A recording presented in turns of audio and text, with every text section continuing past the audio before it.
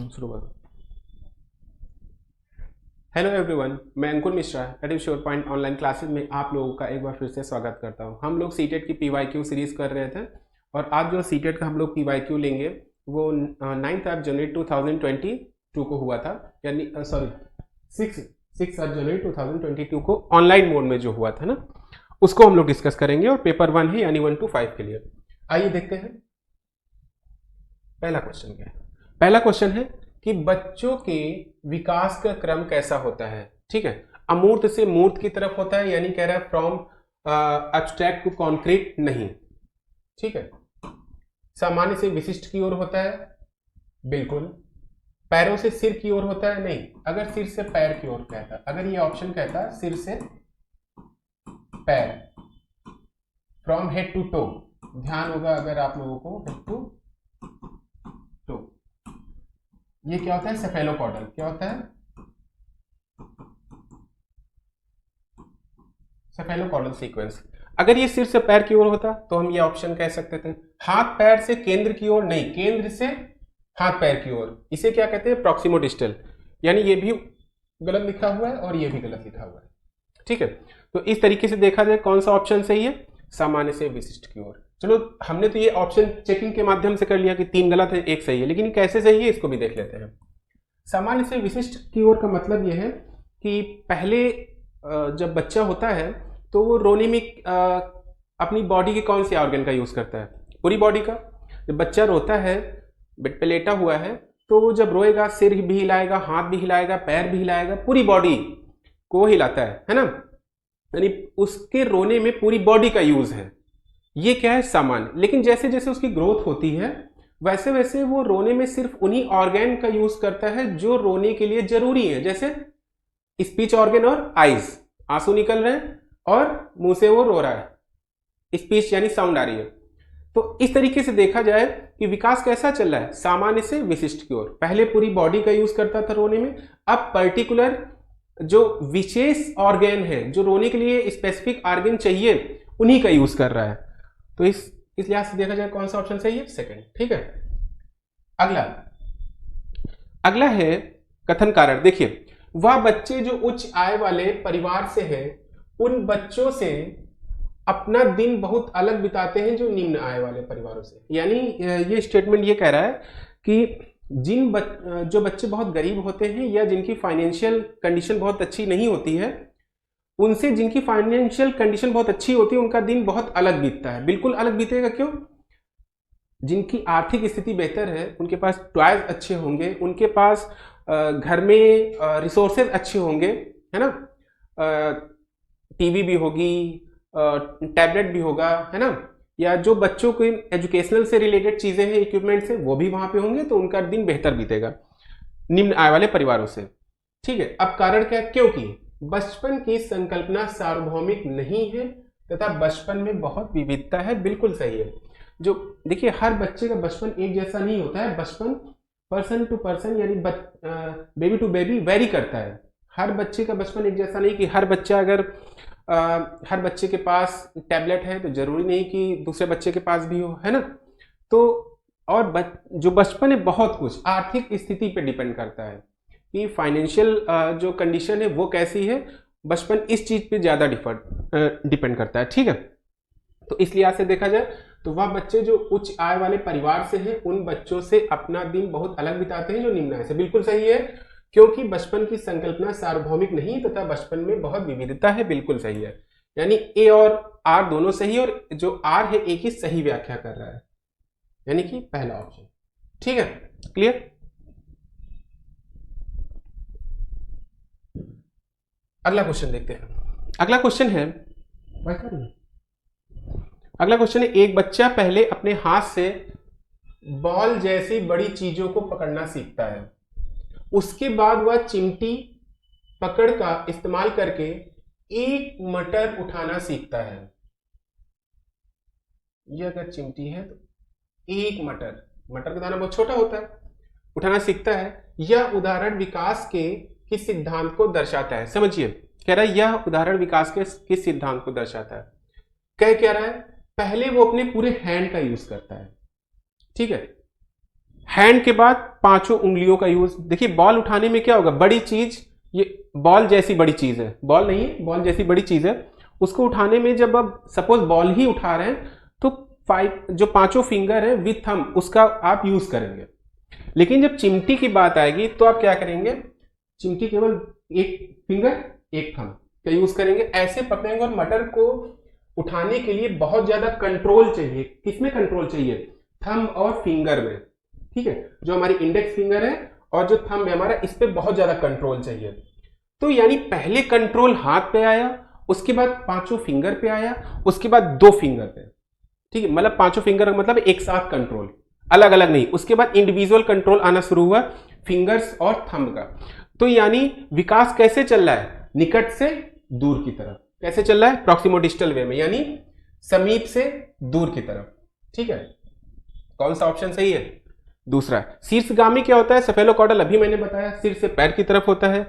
साम्यधारण और equilibration conservation ये यहाँ की चीजें ही नहीं है, पियाजे ने जो संज्ञानात्मक सिद्धांत बताया था उससे रिलेट करता है, ठीक है। कौन सा ऑप्शन सही है, सेकंड।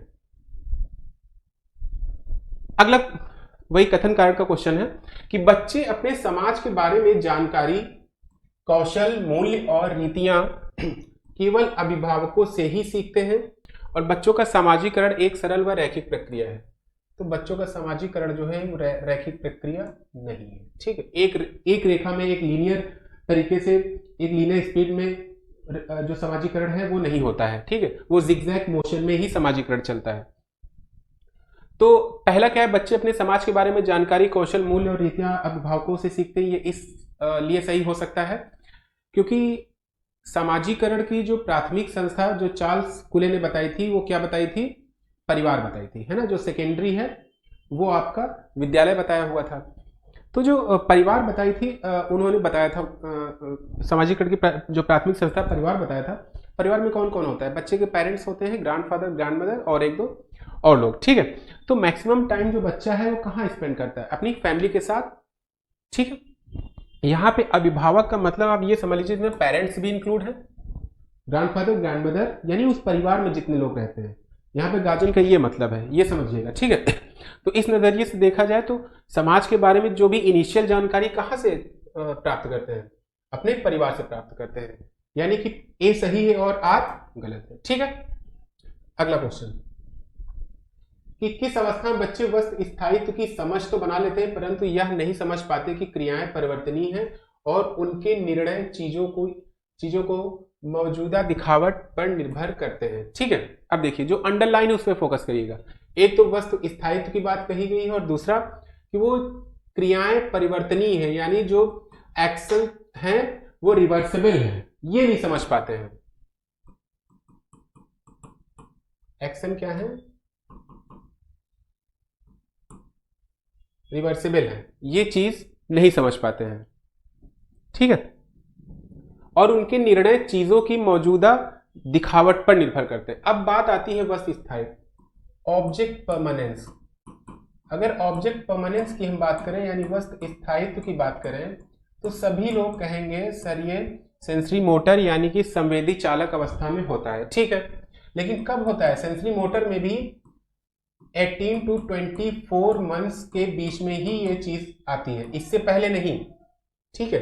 तो अगर ये चीज देखा जाए तो ये संवेदी गामा यानी सेंसरी मोटर स्टेज की बात हो रही है।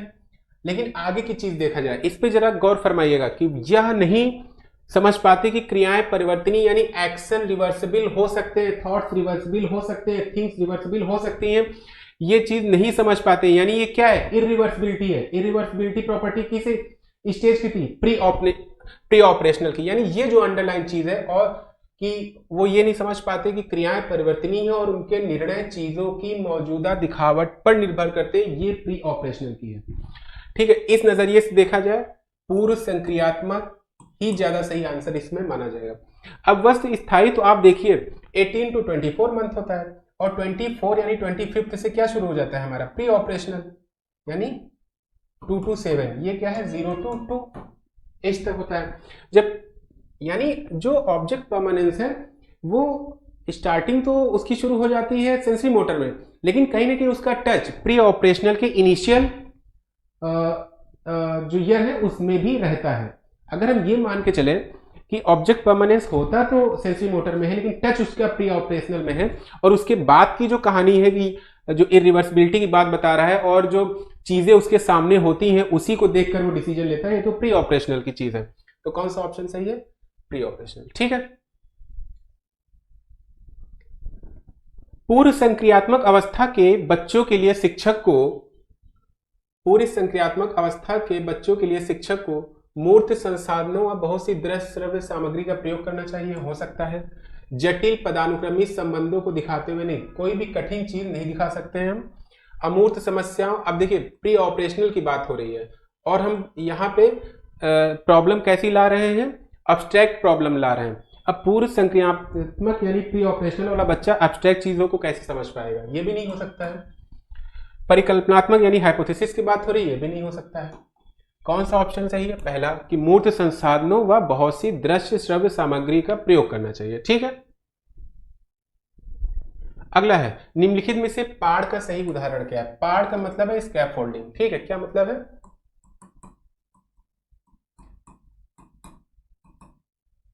स्कैफोल्डिंग। ठीक है। अब देखिए स्कैफोल्डिंग वर्ड जो है सबसे पहले किसने यूज किया था? जेरोम ब्रूनर ने किया था। उसके बाद वाइगोस्की ने किया। वाइगोस्की ने कहां पे किया? जेडपीडी, जब जोन ऑफ प्रॉक्सिमल डेवलपमेंट की बात की थी वहां पे वाइगोस्की ने स्कैफोल्डिंग की बात की थी। स्कैफोल्डिंग होता क्या है? स्कैफोल्डिंग होता है अगर कोई बच्चा किसी समस्या का समाधान खोज रहा है और उस ड्यूरेशन में वो चीजों को समझ नहीं पा रहा है, या वो समस्या का समाधान तो जानता है लेकिन कुछ हेल्प की उसको जरूरत चाहिए, तो उस ड्यूरेशन में जब उस बच्चे की हेल्प की जाती है तो एक तो वो स्किल्ड पर्सन ही हेल्प करे। ठीक है। अब वो स्किल्ड पर्सन चाहे रिलेटिव हो, चाहे फैमिली का कोई मेंबर हो, या कोई भी हो एनी अदर, लेकिन उस जो समस्या है उसके बारे में उस पर्सन को नॉलेज होनी चाहिए, उसके प्रोसेस के बारे में नॉलेज होनी चाहिए, तभी वो हेल्प कर पाएगा। एग्जाम्पल के तौर पे अगर कार चलाना सीखना है तो आप उसी से कार चलाना सीखेंगे, कार ड्राइव करना सीखेंगे जो पहले से जानता हो। जो कार चलाना नहीं जानता है उससे आप कार चलाना कैसे सीख सकते हैं, या उसके फंक्शन के बारे में भी आप उससे नहीं पूछ सकते। सेम स्कैफोल्डिंग में है कि कोई स्किल्ड पर्सन ही हेल्प करे। ठीक है। तो निम्नलिखित में पाड़ का सही स्कैफोल्डिंग का उदाहरण क्या है? कि किसी को हिंट देना या इशारे देना, सवालों को जवाब देना नहीं, पूरी तरीके से नहीं, भौतिक पुरस्कार देना नहीं, उद्दीपन प्रतिक्रिया यानी स्टिमुलस रिस्पॉन्स के अनुकूल को सक्रिय करना नहीं। ठीक है। कौन सा ऑप्शन सही? दूसरा। और एक चीज और याद रखिए, स्कैफोल्डिंग लगातार नहीं देना है। मतलब हमें किसी बच्चे, अगर किसी बच्चे के साथ कोई प्रॉब्लम है या वो कुछ लर्न कर रहा है, तो सिर्फ हमको तब तक देना है जब तक कि वो ट्रैक पे ना आ जाए। ठीक है। एग्जाम्पल के माध्यम से, जैसे कोई बच्चा अगर एप्पल की स्पेलिंग सीख रहा है APPLE, ठीक है, मान लो पी के बाद पी भूल रहा है, तो जरा सा हम हिंट दे सकते हैं पी, अब लेकिन उसे पूरी स्पेलिंग हम नहीं बताएंगे। ठीक है। जो वर्ड वो स्किप कर रहा है सिर्फ उसी पे हम जाएंगे और बाकी उसे बताने देंगे। ठीक, वहां से फिर हम हट जाएंगे, फिर हर वर्ड में हमें उसकी हेल्प नहीं करनी, जहां वो फंसेगा वहां पे स्कैफोल्डिंग की जरूरत होती है। ठीक है। इस नजरिए से कौन सा ऑप्शन सही है? सेकंड। अगला देखते हैं। अगला है वाइगोस्की का। ये कि लेव वाइगोस्की का मानना था कि सीखना केवल ज्ञान का अवशोषण है, सीखना इनाम के प्रति एक नियंत्रित क्रिया है। नहीं, देखिए पुरस्कार की प्राइज की बात ही नहीं हो सकती है। ज्ञान को शिक्षकों द्वारा विद्यार्थियों को निष्क्रिय तरीके से पोषित किया जा सकता है। नहीं, ज्ञान का सह निर्माण उस क्षेत्र में होता है जो बच्चों के स्वतंत्र रूप से कार्य करने व दूसरों की मदद से। अब देखिए यहां दूसरों की मदद से, ये किसको रिप्रेजेंट कर रहा है? स्कैफोल्डिंग को, यानी हेल्प यानी पार्ट को। उसके बाद बच्चे के स्वतंत्र रूप से कार्य करने व दूसरों की मदद से करने में है। देखिए वाइगोस्की ने कौन सा प्रिंसिपल दिया है? सामाजिक और सांस्कृतिक सिद्धांत यानी सोशल एंड कल्चरल थ्योरी दी थी। कॉग्निटिव संज्ञानात्मक विकास के सिद्धांत, इसी को क्या कहा जाता है? संज्ञानात्मक विकास का। जो वाइगोस्की ने सामाजिक सांस्कृतिक सिद्धांत दिया उसी को संज्ञानात्मक विकास का सिद्धांत कहा जाता है, वाइगोस्की का। अब इन्होंने संज्ञानात्मक में सबसे ज्यादा रोल किसका बताया है? समाज का और संस्कृति का बताया है। बच्चा जितना ज्यादा से ज्यादा सीखेगा वो अपने आसपास के एनवायरनमेंट, आसपास के समाज से सीखता है और कल्चर से सीखता है। ठीक है। तो वही चीज यहाँ पे बताई गई है कि बच्चे को स्वतंत्र रूप से कार्य करने दिया जाए तभी वो समाज में आसानी से सीख पाएंगे, और जहां पे वो मिस्टेक करें या जहां पे उनको जरूरत हो हेल्प की, वहां पे दूसरों की मदद से वो सीखने दिया जाए। तो कौन सा ऑप्शन सही है? चौथा। अगला देखते हैं, अगला क्या है, लॉरेंस कोहलबर्ग द्वारा प्रतिपादित नैतिक विकास के किस स्तर पर व्यक्ति यह तर्क करते हैं कि मानवाधिकार व न्याय सबसे जरूरी है। बात समझ, न्याय सबसे जरूरी है भले ही वह सामाजिक कानून के खिलाफ। आपको हेंज वाली स्टोरी याद होगी, तो वो वाइफ के लिए दुकान से मेडिसिन वो चुराता है, तो वहां पे क्या होता है, चुराना तो समाज के खिलाफ है, लेकिन वो अपनी वाइफ को बचाने के लिए वो दवा चुराता है। ठीक है, अब उस स्टोरी को ध्यान में रखिएगा। अब इस लिहाज से क्या ये आज्ञा पालन एवं दंड अभिविन्यास, इसमें क्या होता है, इसमें तो बच्चा वही करता है कि उसको बस दंड ना मिले, उसको पनिश ना किया जाए, इस डर से वो हर चीज करेगा जिसमें पनिशमेंट ना मिले। ठीक है, तो ऐसा है नहीं। अच्छा लड़का अच्छा लड़की अभिविन्यास, यानी हर बच्चा इस स्तर पर अच्छा बनने की कोशिश करता है जिससे दूसरों की प्रशंसा वो प्राप्त कर सके। अधिकारिता एवं सामाजिक क्रम व्यवस्था अभिविन्यास, यानी authority and social order maintaining, ये किस स्तर का है, एक चीज समझ लीजिए। कौन कौन से तीन बताए थे, एक तो बताया था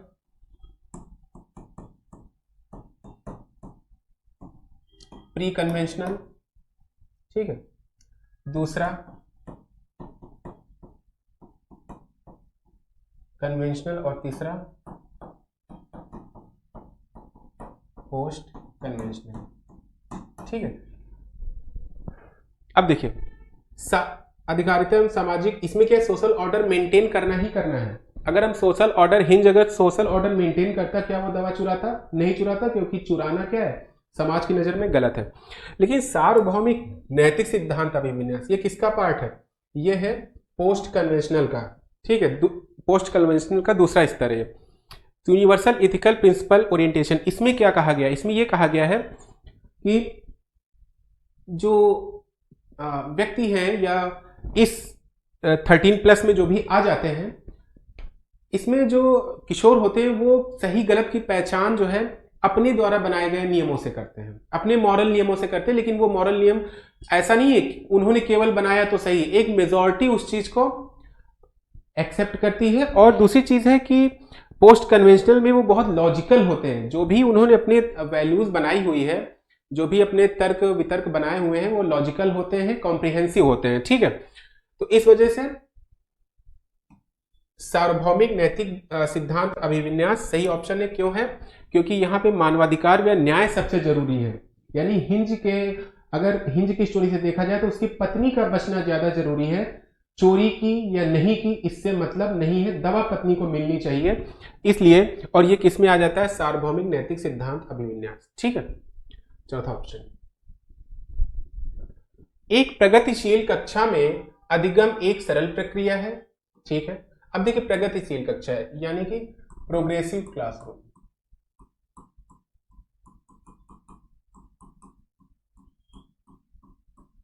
और चाइल्ड सेंटर्ड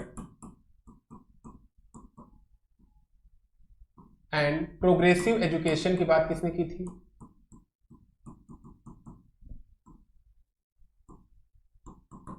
किसने की थी, जॉन डीवी ने। जॉन डीवी ने बाल केंद्रित शिक्षा और प्रगतिशील शिक्षा की बात की थी। बाल केंद्रित शिक्षा है क्या, जहां सेंटर पे क्या है, बच्चा रहता है, हमें बच्चे की इंटरेस्ट के हिसाब से उसको लर्निंग कराना होता है, उसको सिखाना होता है, उसको पढ़ाना होता है। और जो प्रोग्रेसिव एजुकेशन है, ये जो हमारी ट्रेडिशनल अप्रोच थी, जहां पे बच्चा ना सेंटर पर रह के टीचर सेंटर्ड शिक्षा होती थी, जहां पे जो भी टीचर सिखाता था बच्चे सीखते थे, बच्चे का इंटरेस्ट उसमें है कि नहीं है, ये चीजें बिल्कुल ध्यान नहीं दी जाती थी।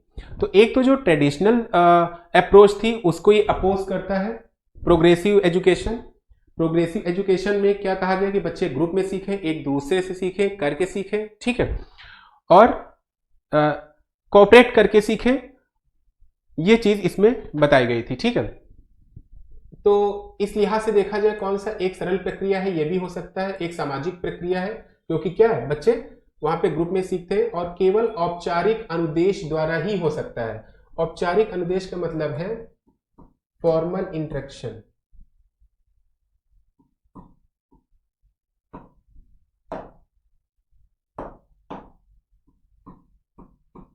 फॉर्मल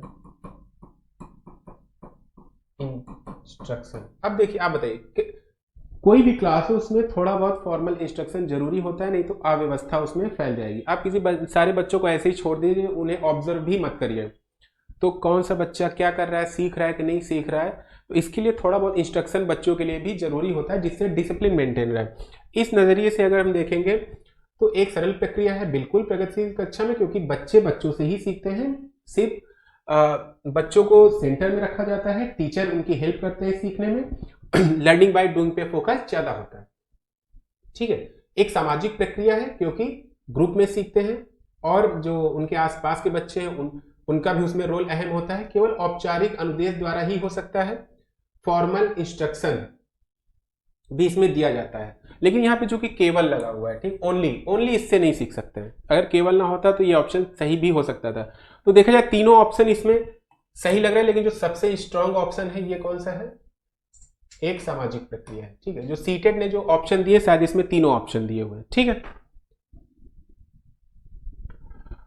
अगला क्वेश्चन है, हार्वर्ड गार्डनर के अनुसार निम्नलिखित में से कौन सा कथन सही है। गार्डनर ने जो बुद्धियां बताई थी, कितने 8 प्रकार की बताई थी। ठीक है, तो इनके हिसाब से बुद्धिमत्ता को परिपोषित व विकसित नहीं किया जा सकता है। ठीक है, गलत है। हर व्यक्ति में विविध प्रकार की बुद्धिमत्ताएं होती। ये देखिए वही ऑप्शन है जो अभी हम बता रहे थे कि पर्सन टू पर्सन बुद्धियां वेरी करती हैं। जो सिंगर है उसकी संगीत वाली म्यूजिकल बुद्धि है ना।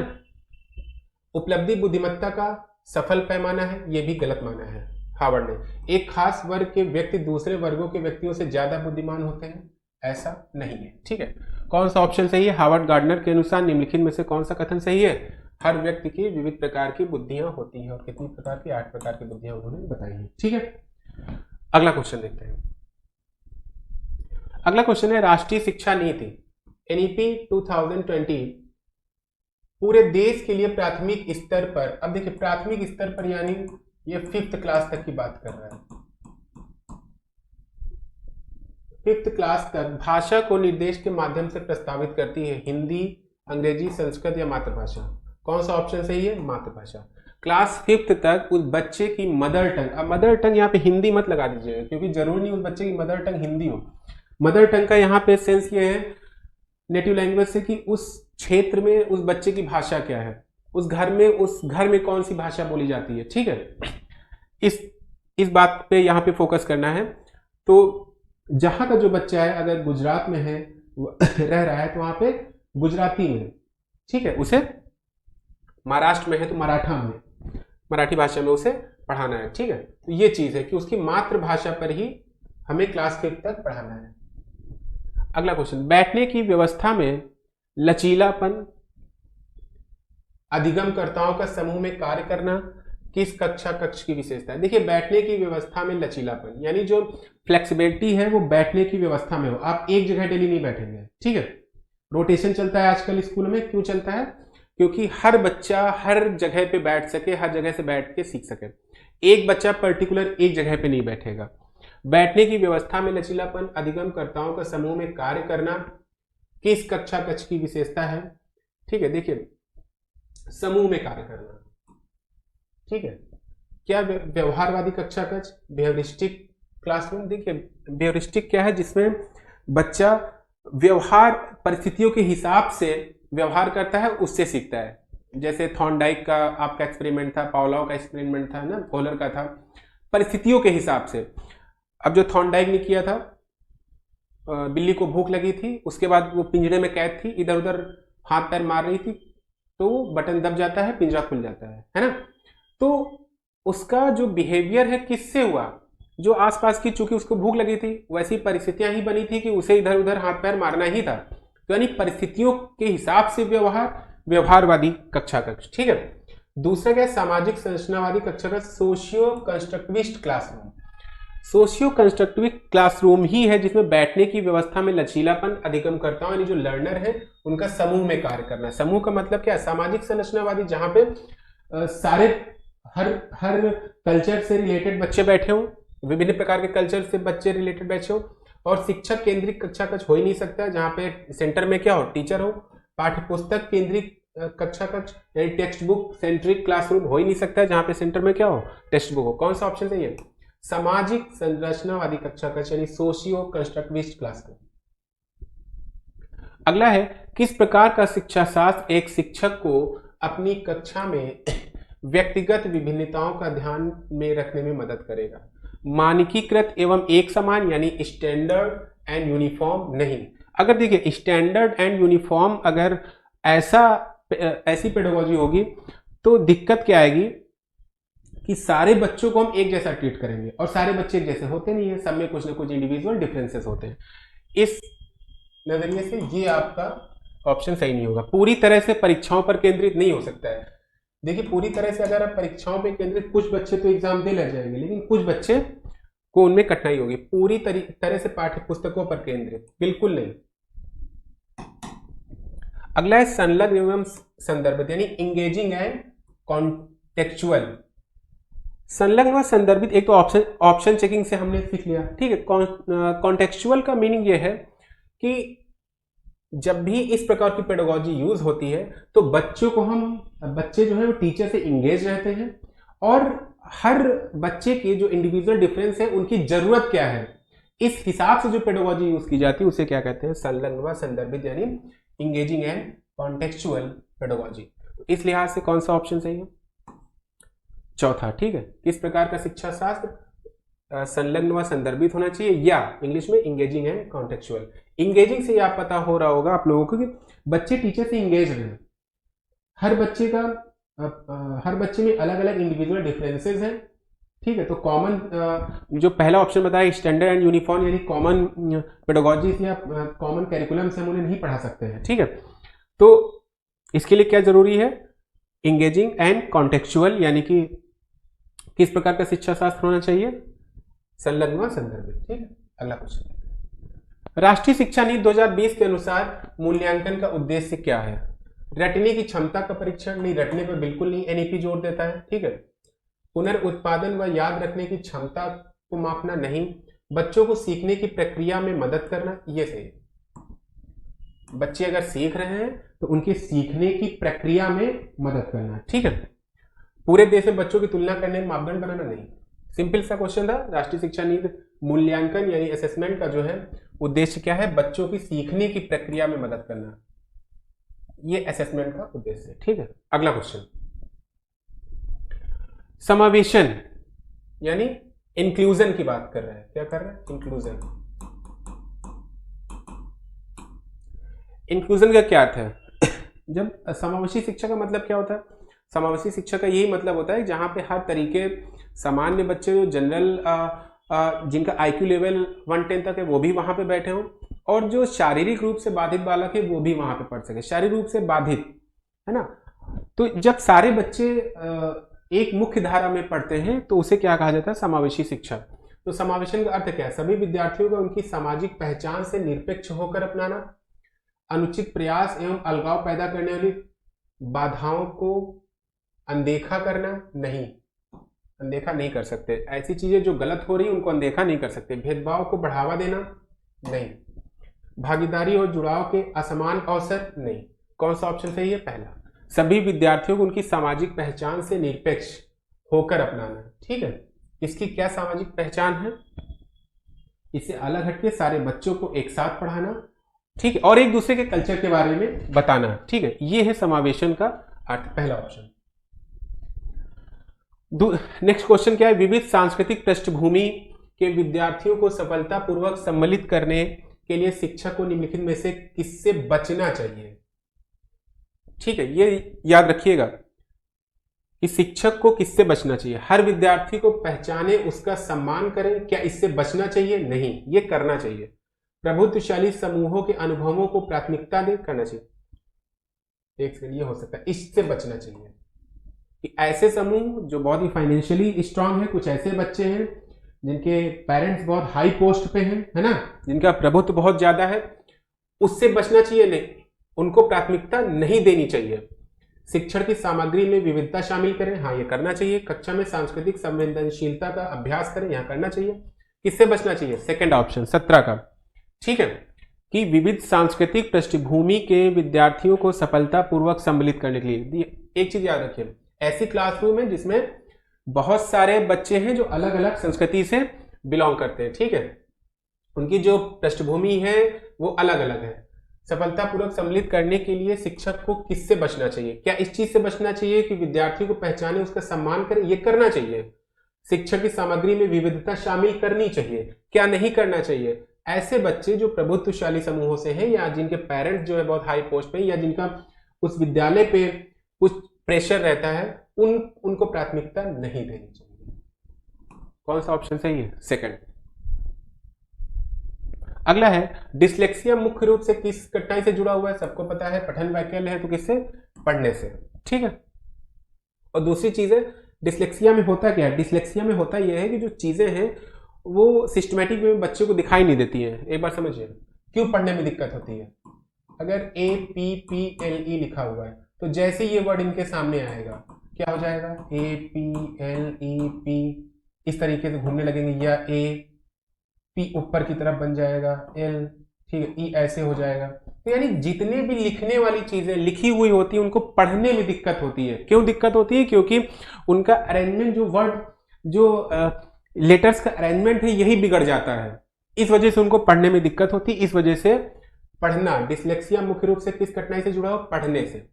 और बाकी जो चीजें हैं, पढ़ने के अलावा कोई भी चीज हो, उसमें वो बच्चे, उन बच्चों के अंदर कोई कमी नहीं होती। ऐसा नहीं खेलने में दिक्कत है, गाने में दिक्कत है, इन सारी चीजों, सिर्फ पढ़ने में दिक्कत होगी, वो भी वो चीज जो रिटेन फॉर्म में होगी। एक क्वेश्चन और आया था जिसमें पढ़ने की बजाय स्केच बनाना था, यहां पे पढ़ने की बजाय स्केच बनाना, ठीक है। तो स्केच में भी दिक्कत होगी। क्यों? स्केच भी क्या है? रिटेन फॉर्म है।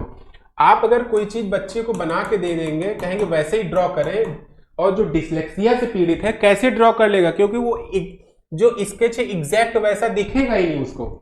जो चीज यहां पर है वो इसको यहां पे दिखेगी, जो यहां पर है वो इसको यहां पे दिखेगी। सारा जो स्केच के अंदर पूरा अरेंजमेंट इधर से उधर हौच पौच हो जाएगा। इस वजह से उसमें क्या ऑप्शन सही था? स्केच। रिलेटेड किससे? रिलेटेड इसी से है कि जो अरेंजमेंट्स हैं अंदर के वो सारे मिसमैच हो जाते हैं, इस वजह से पढ़ना। अगला क्वेश्चन है, निम्नलिखित में से कौन सा अभ्यास अधिगम अक्षमता वाले, यानी जो लर्निंग डिसेबल्ड बच्चे हैं, जिनके लर्निंग डिसेबिलिटीज हैं, वाले विद्यार्थियों को समावेशन सुनिश्चित करने में प्रभावी होगा? यानी ऐसा हम क्या करें जिससे ऐसे बच्चे जो जिनको सीखने में कठिनाई हो रही है उनको क्लास में कैसे रखें? अभिव्यक्ति के लिए केवल निश्चित विधा का अनुमति दें? नहीं, क्योंकि ऑलरेडी उनके अंदर लर्निंग डिसेबिलिटी है। विफलता का आरोपण क्षमता की कमी को मापे? नहीं। बहुत लंबे और बारंबार दत्तकार दे, दत्तकार का मतलब प्रोजेक्ट वर्क,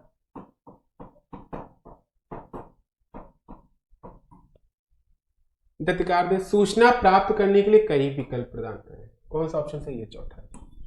देखिए चूंकि उनके अंदर क्या है, सीखने में अक्षम है, मतलब वो एक सामान्य बच्चे की तरह नहीं सीख पा रहे हैं, कहीं ना कहीं उनके ब्लॉक्स आ रहे हैं बीच बीच में, जिनकी वजह से वो सीखना उनमें डिस्टर्बेंस हो रहा है। तो ऐसे बच्चों को एक तो बहुत लंबे दत्तकार देंगे तब भी दिक्कत है, बहुत लंबे प्रोजेक्ट वर्क हम नहीं दे सकते हैं। विफलता का आरोप क्षमता की कमी को मापे, हम ये देखें कि उनके विफलता की मतलब जो विफल हुए हैं वो कहाँ पे, उस चीज को विफलता व आरोपण क्षमता की कमी को माने, नहीं हो सकता है। अभिव्यक्ति के लिए केवल निश्चित, मतलब एक पर्टिकुलर एक विधा है उसी को यूज करें सारे बच्चों के लिए, ये भी, क्योंकि वहां पे सारे बच्चे बैठे हुए हैं, क्योंकि समावेशन की बात हो रही है, अधिगम क्षमता वाले भी हैं और बच्चे भी हैं। तो जो भी अधिगम क्षमता वाले बच्चे हैं उनके लिए क्या करना चाहिए? उनको ज्यादा से ज्यादा विकल्प देने चाहिए, ठीक है। सूचना प्राप्त करने के लिए कई विकल्प प्रदान करें, ठीक है। अगला क्या है? प्रतिभावान विद्यार्थी, यानी स्टूडेंट विद गिफ्टेडनेस। अब जो प्रतिभाशाली बच्चे होते हैं आईक्यू लेवल कितना होता है? 140 प्लस, ठीक है, इस चीज को ध्यान रखिएगा। गिफ्टेड चाइल्ड होते हैं, जानकारी को जल्दी और सही तरीके से एब्जॉर्ब कर लेते हैं, अपने आयु स्तर से नीचे के प्रश्न को हल करने में असमर्थ होते नहीं, बल्कि जल्दी से हल करते हैं, ये तो हो ही नहीं सकता है, ठीक है। सरल और आसान कार्यों को चुनने की प्रवृत्ति रखते नहीं, ये कठिन कार्य चुनते हैं जो भी गिफ्टेड चाइल्ड होते हैं। मूल बातों को सहज समझ का अभाव होता है? नहीं, बहुत आसानी से मूल बातें उनके अंदर बहुत ऑलरेडी ये सारी चीजें होती हैं। कौन सा ऑप्शन बच रहा है? जानकारी को जल्दी और सही तरीके से अवशोषित करते हैं, बिल्कुल ठीक है। मतलब जो भी इंफॉर्मेशन होती है उसको बहुत जल्दी एब्जॉर्व करते हैं, ठीक है। और बहुत नीचे के प्रश्न नहीं बल्कि टफ जो भी टास्क होते हैं वो लेने की उनके अंदर टेंडेंसी होती है। और वही चीज इसमें कह रहा है, सरल और आसान कार्य नहीं, कठिन कार्यों को वो चूज करते हैं। मूल बातों की सहज समझ का अभाव होता नहीं, मूल बातों को बहुत आसानी से समझते हैं। तो इस तरीके से देखा जाए कौन सा ऑप्शन सही है, पहला। अगला देखते हैं 21 क्वेश्चन। एक शिक्षक को अपने विद्यार्थियों को किसी प्रश्न का उत्तर देने के लिए सहज अनुमान यानी आसानी से अनुमान लगाने के लिए क्या करना चाहिए? उनको प्रोत्साहित करना चाहिए कि ठीक है, जो भी क्वेश्चन है वो नहीं बता पा रहे हैं लेकिन सही ऑप्शन पे पहुंच जाए, इसके लिए उस बच्चे को मोटिवेट करना चाहिए, या इस चीज को अनदेखा करना चाहिए। ठीक है, नहीं अगर कोई स्टूडेंट है क्वेश्चन का सही आंसर नहीं दे पा रहा है तो उसको अनदेखा कर दे, उसको बैठा दे, दोबारा उससे हम पूछे ही ना, उसे पनिश करें कि उसने गलत बताया तो उसे पनिशमेंट दी जाए, या रिस्ट्रेन करें, अवरुद्ध। कौन सा ऑप्शन सही है? उन्हें प्रोत्साहित करें और इनकरेज करें। कोई भी बच्चा अगर क्वेश्चन का आंसर नहीं बता पा रहा है तो उसे हर संभव प्रयास करना चाहिए उस स्टूडेंट से आउटकम लेने का, उस क्वेश्चन का आंसर निकलवाने का। जरूरी नहीं कि वो आंसर सही बताए, लेकिन बताए। जब वो कुछ बताएगा तब हम उस चीज को कोरिलेट कर पाएंगे सही आंसर से, ठीक है। यानी प्रोत्साहित करना चाहिए। वैसे अगला है विद्यार्थियों को हाल ही में सीखे गए संप्रत्यय। संप्रत्यय का मतलब कॉन्सेप्ट। जो भी टफ वर्ड हो हमेशा उनको इंग्लिश में ही याद रखिए। संप्रत्यय पर विस्तारण में मदद करते समय निम्नलिखित में से किससे बचना चाहिए? फिर आ गया बचना चाहिए, ठीक है। विभिन्न उपसंप्रत्ययों के बीच संबंधों को क्रियान्वित करना, क्या इससे बचना चाहिए? संप्रत्यय के उदाहरण और गैर उदाहरण बनाना, क्या इससे बचना चाहिए?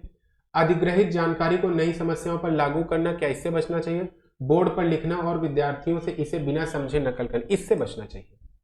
बाकी चीजें तो करनी चाहिए कॉन्सेप्ट को समझने के लिए। अगर कोई कॉन्सेप्ट आपने सीखा है तो उससे विभिन्न जो भी सब कॉन्सेप्ट हैं उनके बीच में हम देखें रिलेशन क्या है। संप्रत्यय के गैर उदाहरण बनाना, देखिए बात, अगर आपने कोई कॉन्सेप्ट सीखा है तो उससे अलग उदाहरण। क्यों? क्योंकि जब आपने कोई भी, जैसे आपने suppose noun is the name of a person, place और थिंग, ठीक है। पर्सन, प्लेस और थिंग, इनके नामों को नाम कहते हैं, ठीक। अब ये सेकंड ऑप्शन क्या कह रहा है समझिएगा, कि गैर उदाहरण बनाना, यानी जो कॉन्सेप्ट सीखा है नाउन के ऐसे एग्जाम्पल देना जो नाउन के एग्जाम्पल ना हो। वो आप तभी जान पाएंगे जब आपको ये पता हो कि नाउन के एग्जाम्पल क्या है। किसी भी चीज के नॉन एग्जाम्पल जो उसका नहीं है वो आप तभी दे पाएंगे जब एग्जैक्ट आपको कॉन्सेप्ट पता हो। आपको नाउन का कॉन्सेप्ट पता है कि नाउन एक्चुअल में होता क्या है, तभी आप, अगर हम कहें ही, क्या नाउन है? नहीं है, ये क्या है? प्रोनाउन है। ये आपने कब दिया? जब आपको पता है कि नाउन क्या होता है। वही ये सेकंड ऑप्शन कह रहा है कि संप्रत्यय के उदाहरण और गैर उदाहरण बनाना, यानी आप नॉन एग्जाम्पल, यानी जो उसका एग्जाम्पल नहीं है उस कॉन्सेप्ट का, वो तभी आप जान पाएंगे जब आपके माइंड में वो कॉन्सेप्ट क्लियर होगा। इस लिहाज से ये तीनों करना चाहिए और फोर्थ से बचना चाहिए, ठीक है। चौथा ऑप्शन। अगला क्वेश्चन है, किस तरह के पाठ्यक्रम को लागू करके विद्यार्थियों की विफलता को कम किया जा सकता है? यानी ऐसा कौन सा करिकुलम लाएं जिससे विद्यार्थी जो विफल हो रहे हैं यानी सफल नहीं हो रहे हैं उसको कम किया जा सके, जो उनके सामाजिक संदर्भ से जुड़ा हो, जो अत्यधिक चुनौतीपूर्ण और जटिल हो, बहुत ज्यादा जिसमें जटिलता हो, टफनेस हो, जो उनके दैनिक जीवन के लिए अप्रासंगिक हो। यानी अप्रासंगिक यानी जो कॉन्टेक्चुअल है वो उनकी डेली लाइफ से रिलेट ना करता हो। अगर ये होता प्रासंगिक हो तब ये ऑप्शन सही हो सकता था। जो अमूर्त से सरल की ओर बढ़ता हो, नहीं सरल से जटिल या सरल से या मूर्त से अमूर्त की ओर बढ़ता हो। कौन सा ऑप्शन सही? पहला। जो उनके सामाजिक संदर्भ से जुड़ा हुआ हो, यानी सोशियो कॉन्टेक्स्ट से जुड़ा हुआ हो, उनकी डेली लाइफ से जुड़ा हुआ हो। किस तरह के पाठ्यक्रम को लागू करने से, है ना, विद्यार्थियों की विफलता को कम किया जा सकता है? नहीं, ऐसा पाठ्यक्रम लागू करें जो बच्चों की डेली लाइफ से जुड़ा हुआ हो, तब उनकी विफलता यानी वो जो सक्सेस रेट है वो बढ़ सकता है। अगला क्वेश्चन है, सार्थक सीखने के लिए निम्न से क्या महत्वपूर्ण है? सार्थक यानी मीनिंगफुल लर्निंग। एक होता है सीखना और वो भी सार्थक सीखना यानी मीनिंगफुल लर्निंग। सीखने में क्या महत्वपूर्ण है? कक्षा में प्रतिस्पर्धी संस्कृति का विकास हो, यानी हम कंपटीशन लाए क्लास में एक दूसरे बच्चे से, हमें उनसे आगे जाना है, हमें उससे आगे जाना है, ये चीज करें, या बच्चों के विचारों और अनुभवों को जगह दें, या जानकारी को खंडों में तोड़कर प्रस्तुत करें। ऐसे उदाहरण देना जो विद्यार्थियों के सामाजिक संदर्भ से संबंधित ना हो। अभी मैंने क्या, हमेशा ऐसे एग्जाम्पल देना चाहिए जो उनके सामाजिक संदर्भ से संबंधित हो, यानी जो उनके जो सोशल कॉन्टेक्स्ट है उससे रिलेट करता हो। तो इस नजरिए से देखा जाए कौन सा ऑप्शन सही है? बच्चों के विचारों और अनुभवों को जगह देना। 24 का सेकंड। ठीक है, 25 पे आते हैं। विद्यार्थियों को नए संप्रत्यय। देखिए, नए संप्रत्यय का मतलब है न्यू कॉन्सेप्ट। न्यू कॉन्सेप्ट पढ़ाते समय शिक्षक को निम्नलिखित में से किससे बचना चाहिए? देखिए, क्वेश्चन को आप हमेशा ध्यान से पढ़ें। यहाँ पे ये अगर हम बचना वर्ड नहीं अंडरलाइन करेंगे तो ऑप्शन हमारा गलत टिक हो जाएगा। ठीक है, तो जब भी हम नया कॉन्सेप्ट सीखे तो एक नए कॉन्सेप्ट को जब टीचर सिखा रहा हो तो टीचर को किससे बचना चाहिए? उन्हें दिए गए उदाहरणों में से सामान्य गुण खोजने के लिए कहें, उस संप्रत्यय से संबंधित गैर उदाहरण प्रस्तुत करें, ये करना चाहिए। पहले जटिल अवधारणाओं को प्रस्तुत करें और फिर सरल नई जानकारी को पिछले ज्ञान से जोड़ना चाहिए। देखिए, ये करना चाहिए। संप्रत्यय से अभी मैंने बताया, ऐसा ही क्वेश्चन आया था कि गैर उदाहरण देना चाहिए, तभी आप समझ पाएंगे कि कॉन्सेप्ट क्या था। उन्हें दिए गए उदाहरणों में से सामान्य गुण खोजने के लिए कहना, ये कहना चाहिए। क्या नहीं करना, किससे बचना चाहिए? इससे बचना चाहिए। पहले जो भी पहले कठिन अवधारणाओं को बताया उसके बाद सरल, ये करना चाहिए। पहले सरल बताया बच्चों को तब कठिन बताया। आप ही बताइए, पहले सरल फिर कठिन। इसमें है क्या? पहले जटिल फिर कठिन, यानी कौन सा ऑप्शन है इसमें? थर्ड। इससे बचना चाहिए। अगला क्वेश्चन है 26, समझिएगा। विशिष्ट जानकारी के स्मरण पर आधारित प्रश्न का उत्तर देने के बाद एक विद्यार्थी इस बात पर विचार कर रहा है कि इस कार्य में किन संकेतों ने उसकी मदद की। ऐसा करने से विद्यार्थी किसका विकास कर रहा है? डिलेड इमिटेशन या डिफर्ड इमिटेशन कहें, या ईगोसेंट्रिज्म कहें, या मेटाकॉग्निशन कहें, या ओवर जस्टिफिकेशन कहें। तो देखिए, बात को समझिए, ये है क्या? मेटाकॉग्निशन। कौन सा ऑप्शन सही है? मेटाकॉग्निशन। ईगोसेंट्रिज्म आप जानते हैं। डिलेड इमिटेशन क्या है कि अगर कोई पेरेंट्स, घर में बच्चा है और उसके मम्मा पापा कुछ कर रहे हैं तो वो बच्चा क्या करेगा? आफ्टर सम टाइम उनकी नकल करेगा। उसे क्या कहते हैं? तुरंत नहीं, कुछ देर बाद, उसे डिलेड इमिटेशन कहते हैं। ईगोसेंट्रिज्म क्या है कि ईगोसेंट्रिक अहम केंद्रिता है ना, कि जो बच्चा सिर्फ जो कह रहा है उसी को सही मानता है, दूसरों की बातों को वो तवज्जो नहीं देता है। ठीक है। ओवर जस्टिफिकेशन, ये इसका कोई मतलब नहीं है। तो अब बात आती है अधिसंज्ञान। ये क्या है? मेटाकॉग्निशन। मेटाकॉग्निशन ही है कि जब विद्यार्थी इस बात पर विचार कर रहा है कि इस कार्य में किन संकेतों ने उसकी मदद की, इसे ही मेटाकॉग्निशन कहते हैं। आप अगर किसी चीज का आंसर एट रेंडमली, कोई स्मरण करने वाली, कोई याद रखने वाली चीज है, आप क्लास में टीचर ने किसी बच्चे से पूछ लिया, तो बच्चा जब वो आंसर दे रहा होता है, बहुत पहले की चीज है, सपोज उसने आंसर सही दे दिया, तो बच्चा जब ये सोचेगा ये मैंने आंसर दिया कैसे, ऐसी कौन सी चीजें हैं जिसने मुझे इस आंसर तक पहुंचाई, वही होता है मेटाकॉग्निशन। अगर एग्जाम्पल के तौर पे लें, समझिए, अगर कोई बच्ची है, 4, 5 या 6 साल की बच्ची है, वो रोड पे राइट साइड पे चल रही थी, ठीक है। एक दिन उसका एक्सीडेंट हो गया राइट साइड, बहुत छोटा एक्सीडेंट हुआ, उस साइकिल से वो गिर गई, चोट लग गई। आफ्टर सम डेज वो जब क्लास में गई और टीचर ने उससे पूछा, या सारे बच्चों से पूछा, बताओ हमें रोड पे किस साइड चलना चाहिए, तो सबसे पहले उस लड़की ने हाथ उठाया, कहा मैम लेफ्ट साइड। अब वो लेफ्ट साइड किसी ने नहीं बताया, उसको कैसे याद आया? लेफ्ट साइड बताने में उसको किन किन चीजों ने मदद की? उस इंसिडेंट ने मदद की जब उसका एक्सीडेंट हुआ था। तो ये जो उस इंसिडेंट ने मदद की, यही क्या है? मेटाकॉग्निशन। कि इस कार्य में किन संकेतों ने, मतलब जो भी बच्चा आंसर दे रहा है उस आंसर तक पहुंचने में जो भी टूल्स लगे, जो भी चीजें, जिन चीजों के माध्यम से वो आंसर तक पहुंच पाया, ठीक है, संकेतों ने उसकी मदद की, ऐसा करने उनकी पहचान करना क्या कहलाता है? मेटाकॉग्निशन। किन किन माध्यम से वो उस आंसर तक पहुंचा है, तो ऐसा करने में विद्यार्थी क्या डेवलप कर रहा है? मेटाकॉग्निशन का विकास कर रहा है। ठीक है, बात समझ में आ गई। अगला 27, लक्ष्य प्राप्त करने के चरण दर चरण निर्देश को क्या कहा जाता है? समझिए, कलन विधि यानी एल्गोरिथम, स्वतः शोध प्रणाली ह्यूरिस्टिक, साधन लक्ष्य विश्लेषण यानी मीन्स एंड एनालिसिस, इसे कहते हैं MEA भी कहते हैं। क्या होता है अभी बता रहे हैं। अगला है स्मृति सहायक विधि यानी म्नेमोनिक्स, हिंदी म्नेमोनिक्स। तीनों को चारों को समझते हैं।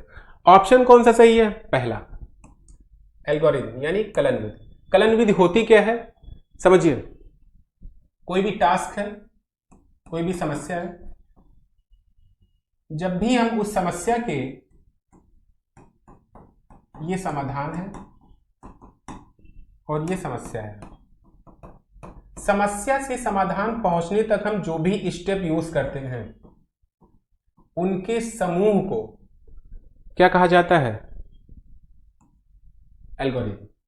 यानी जब भी कोई चाहे वो गणित का हो या कोई और सब्जेक्ट हो, कोई भी समस्या है, समाधान पहुंचने तक जो भी स्टेप है, स्टेप के समूह को क्या कहा जाता है?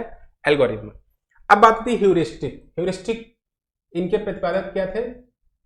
Henry Edward Armstrong.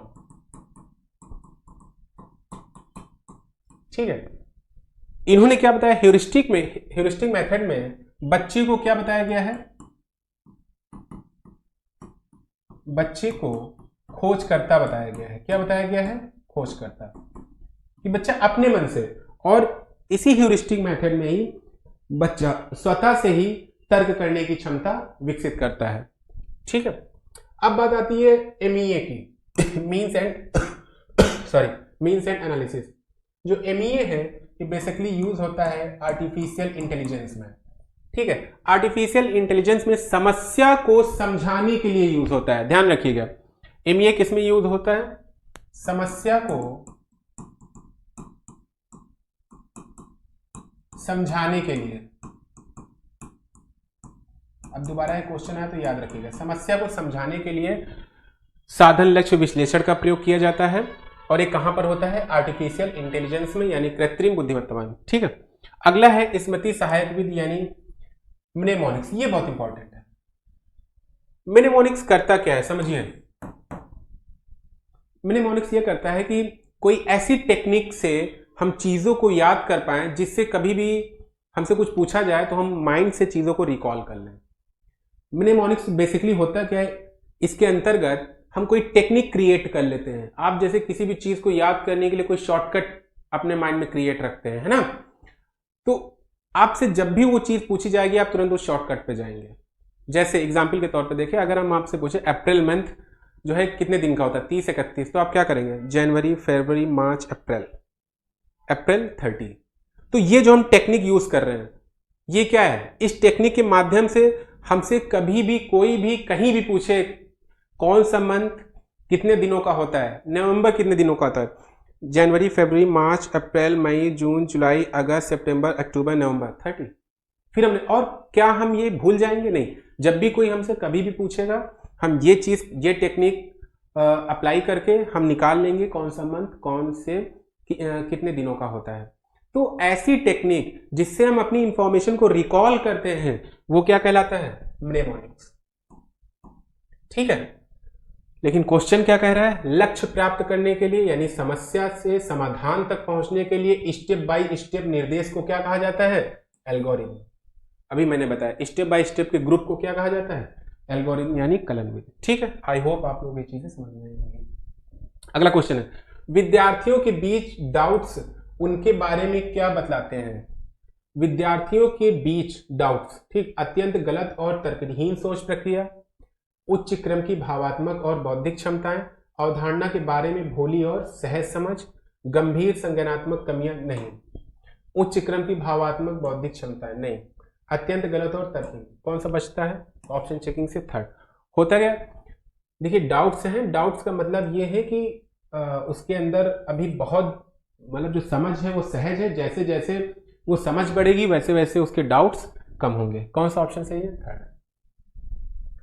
अगला क्वेश्चन है, निम्नलिखित में से कौन सी स्थिति विद्यार्थियों में गर्व का कारण बन सकती है? यानी जब बच्चा ही प्राउड फील करने लगे, ठीक है क्या? जब असफलता का कारण स्वयं को माने तब बच्चा प्राउड नहीं फील करेगा, बहुत ज्यादा डिमोरलाइज हो जाएगा।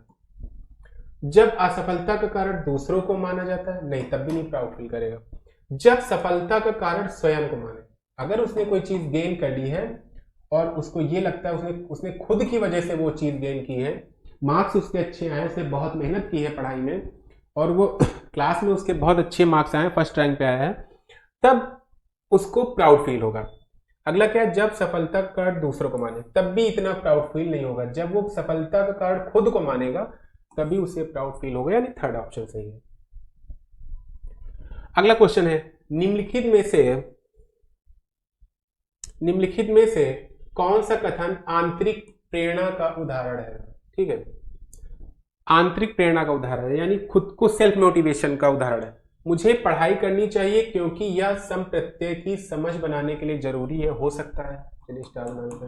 अगला देखते, मुझे शिक्षक द्वारा दंड से बचने के लिए पढ़ना है, नहीं, पनिशमेंट से बचने के लिए हमें नहीं पढ़ना है, हमें कॉन्सेप्ट क्लियर करने के लिए पढ़ना है।